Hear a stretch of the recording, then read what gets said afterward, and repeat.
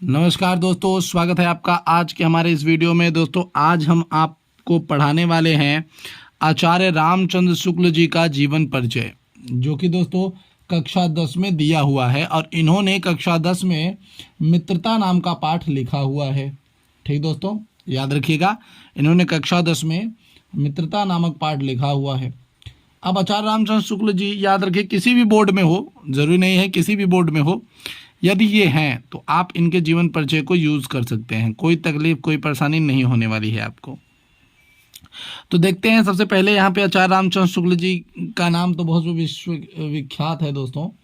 अगर हम आएंगे और बात करेंगे कि साहित्य में अगर इनकी पहचान के बारे में बात करें तो ये निबंधकार भी थे, अनुवादक भी थे, आलोचक भी थे, संपादक भी थे। साथ ही साथ इनकी जो शैली थी वो वर्णनात्मक भी थी, वर्णनात्मक भी बातें थी इनकी, विवेचनात्मक भी थी, आलोचना भी करने में बहुत तेज थे और हास्य व्यंग्य भी करना इन्हें आता था। ठीक, और अगर बात करें दोस्तों तो ये शुक्ल जी जो थे वो जगत में आलोचना के सम्राट कहे जाते थे। मतलब इनसे अच्छी आलोचना कोई लिखता नहीं था, ऐसा नहीं, बहुत लिखते थे, लेकिन इनके पास एक बहुत ही ज़्यादा अलग ही बातें होती थी आलोचना के लिए। तो देखते हैं आज इनका जो जीवन परिचय है। तो सबसे पहले क्या है, आचार्य रामचंद्र शुक्ल का जन्म 4 अक्टूबर सन 1884 में बस्ती जिले के अंगूना नामक गांव में हुआ था।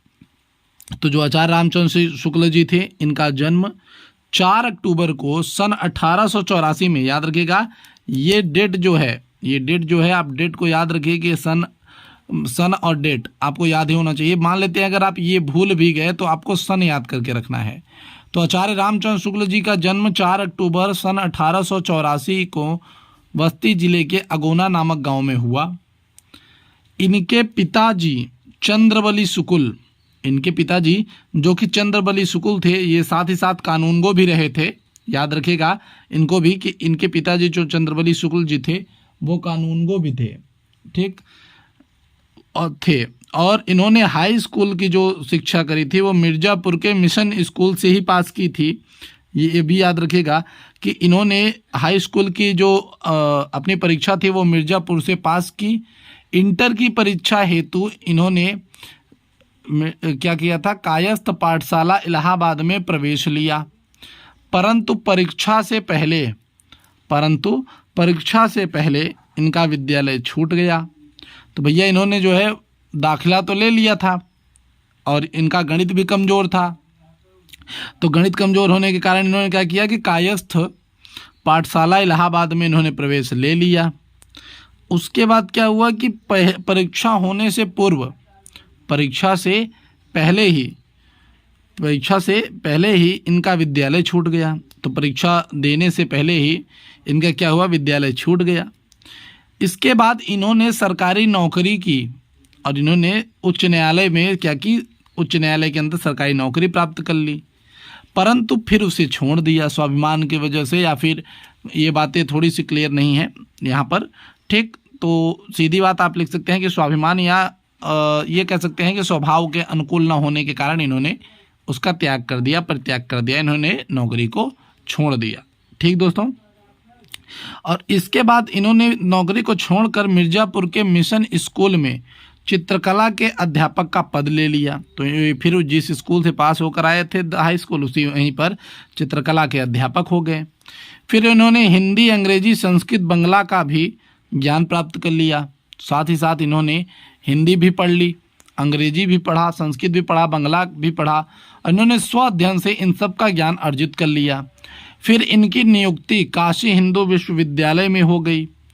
फिर इनकी जो नियुक्ति है वो काशी हिंदू विश्वविद्यालय में हुई, जहाँ पर बाबू श्याम सुंदर दास जी के अवकाश ग्रहण करने के बाद ही इन्हें हिंदी का विभागाध्यक्ष चुना गया।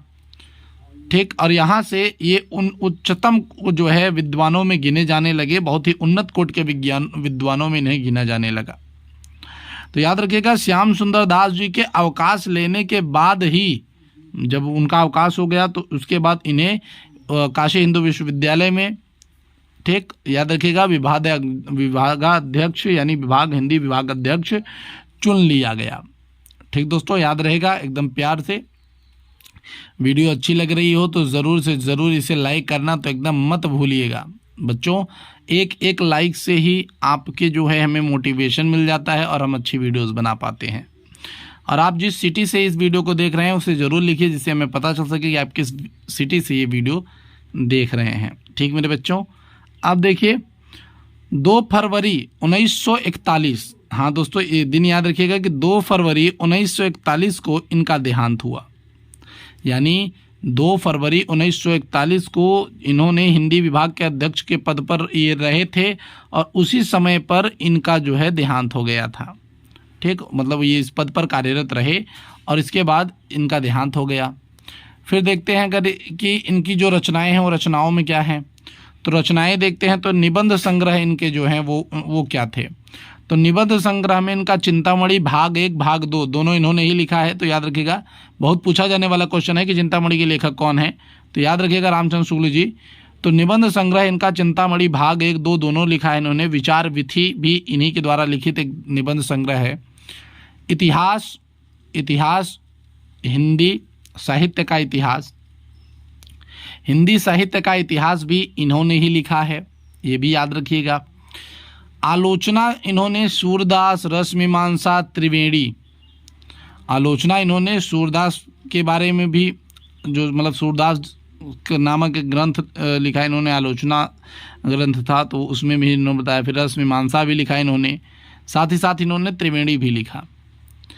फिर संपादन का कार्य भी कुछ जगहों पर इन्होंने जो है उठा लिया, संपादन का कार्य भी ये करने लगे, जिसमें जायसी ग्रंथावली एक फेमस ग्रंथावली है। ये बहुत ही ज़्यादा पूछे जाने वाले टॉपिकों में है दोस्तों कि किसने जायसी ग्रंथावली को लिखा था। बहुत जगहों पर इसको पूछा जा रहा है, ठीक, कि जायसी ग्रंथावली। और याद रखिएगा OMR शीट में भी आपके आने लायक क्वेश्चन है, ठीक, याद रखिएगा इसे कि जायसी ग्रंथावली किसने लिखी है भैया, तो आ जाएगा। तो आपको लिख देना है कि आचार्य रामचंद्र शुक्ल जी ने जायसी ग्रंथावली को लिखा है। भ्रमर गीत, बात करते हैं भ्रमर गीत, तो ये भी इनका संपादन रह चुका है। इसके अलावा इन्होंने और भी संपादन किए